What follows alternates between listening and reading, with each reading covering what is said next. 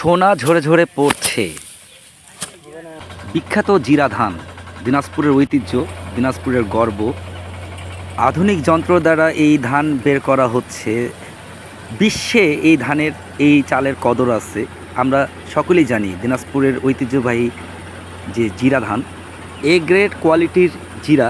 আপনারাই দেখেন, এই চিনি গুঁড়া জিরা গন্ধে মহমহ করছে। আমি যে ভিডিও করছি, একটা সুন্দর একটা স্মেল পাচ্ছি এই ধান থেকে।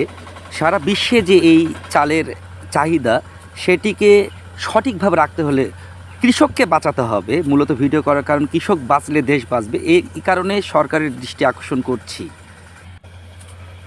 সনাতন পদ্ধতিতে এই রাইস বের করছে, গোল্ডেন রাইস।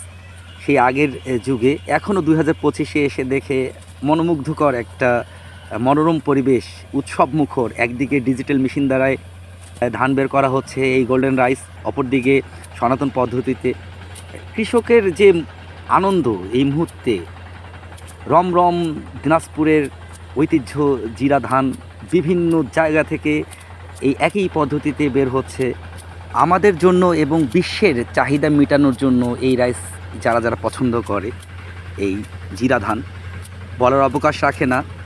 এই জেলার প্রতিটি কৃষকেই ব্যস্ত সময় পার করছে এই গোল্ডেন রাইসের, বা কাটারিভোগ বলেন, জিরা বলেন। অক্লান্ত পরিশ্রম করছে এই কৃষক ভাইয়েরা। আমাদের জন্যই স্যালুট জানাই এই ভাইয়েদেরকে। তাদের জন্যই এইরকম আমরা রাইস পাচ্ছি। তারা না থাকলে আমরা এরকম রাইস পেতাম না। এটাই হচ্ছে তার বাস্তব উদাহরণ। ভিডিও শেষ করার মুহূর্তে একটি কথাই বলে যাব, কৃষককে বাঁচান। কৃষক বাঁচলে দেশ বাঁচবে।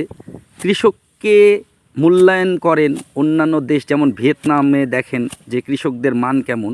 কৃষি সমৃদ্ধশীল এই দেশ আমাদের। সরকারই পারে এই রিয়েল সোলজারদের পাশে থাকবে, ইনশাল্লাহ।